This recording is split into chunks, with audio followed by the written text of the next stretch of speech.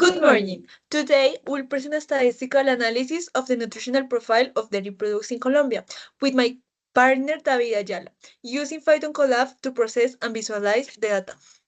In the first item, we have the general objectives that we have analyzed and compared nutritional data for various dairy products using descriptive and inferential statistic techniques to identify partners, relationships, and significant differences in the nutritional composition. This research employs tools such as a Python and Google Colab for data processing and visualization. Well, in a specific objective, we have we apply descriptive statistics like mean, median, and standard deviation and percentiles to summarize the main nutritional characteristics.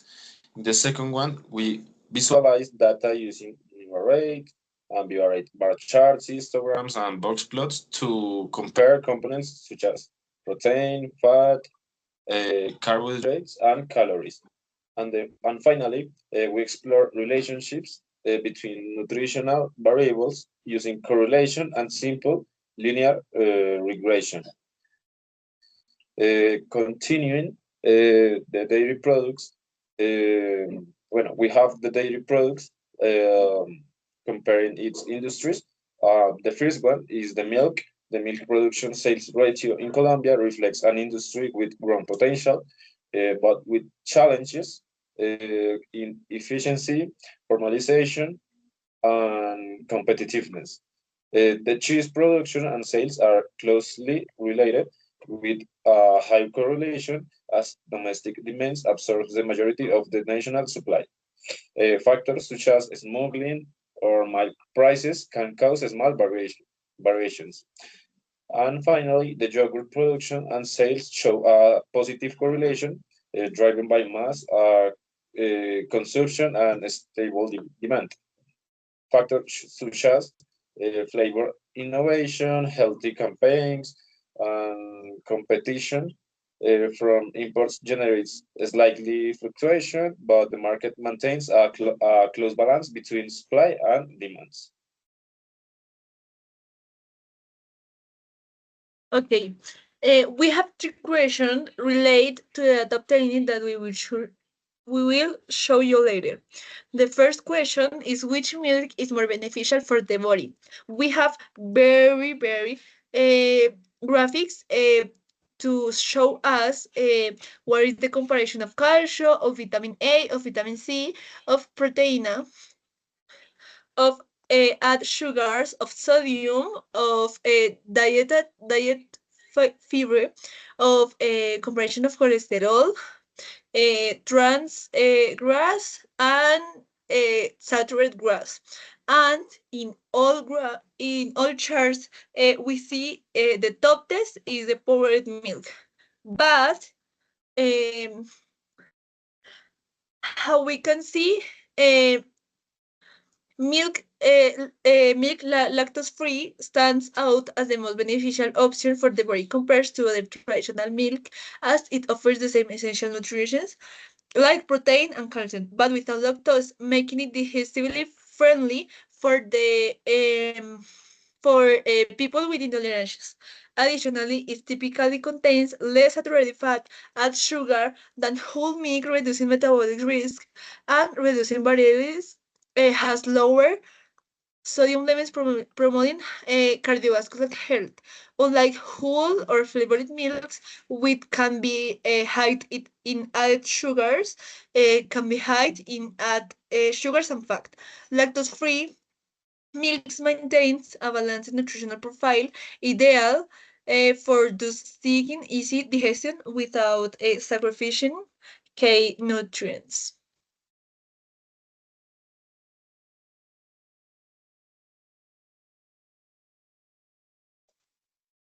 Well, the second question we have which dairy product is most harmful to the body? In the next six charts, we can see a comparative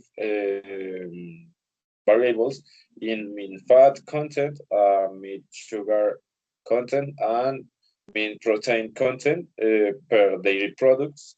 like yogurt, kumis, arequipe, queso crema, cheese, and leche condensada. Uh, Finally, although arequipe is perceived as a more harmful product due to its high calorie and fat content, Alpina yogurt may be even more harmful due to its excessive amount of added sugar, like leche condensada, up to 20 grams per serving compared to 15 or 18 grams for arequipe in a similar serving. While arequipe primarily contains natural milk, sugars, and glucose from caramelization. Processed yogurt adds syrups or refined sucrose, which generates sharper insulin spikes, inflammation, and a high risk of metabolic disorders. Furthermore, the false image of yogurt as healthy leads to frequent consumption, while arequipe is consumed occasionally, reducing its negative impact. In moderation, arequipe could be less harmful than sugar yogurt consumed daily. In the third and last question, we have which dairy products has the lowest percentage of saturated fat? In this question, we have two graphs, a box plot and a bar chart, both of which show that the dairy products with the less saturated fat is canola butter. Yes. So, uh, contrary to the popular belief that margarine is less healthy than butter, canola margarine, specifically canola life, stands out as a nutritionally superior alternative. This is because it is made primarily with canola oil and ingredients known for its low saturated fat content, only 7%, and high content of unsaturated fatty acids, such as omega-3 and omega-6, which are beneficial for cardiovascular health. In comparison, traditional butter and many conventional margarine use fats such as palm oil or dairy products, which contain between 40% and 60% saturated fat, which is associated with an increased risk of arterial blockage and heart disease. Furthermore, some industrial margarines use partial hydrogenation process to solidify vegetables oils, which generates trans fats, considered ever more harmful than saturated fats due to their impact on increased LDL, bad cholesterol, and reduction HDL. Canola Life avoids this risk through modern production techniques such as esterification and the use of non-hydrogenated oils, which guarantee a creamy texture free of trans fats. Furthermore, its formulation includes added vitamins such as D and E and natural antioxidants, strengthening its nutritional profile.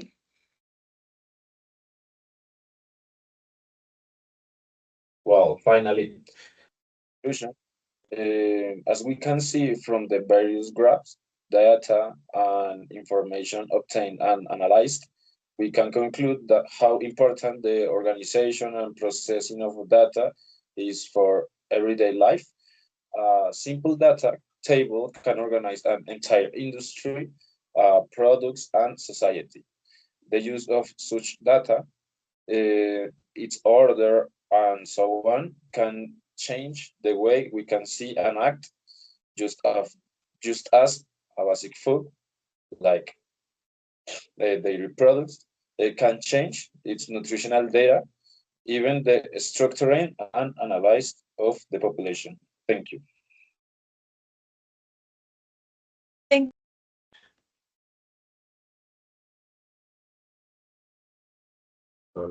Marica, porque es Dalia.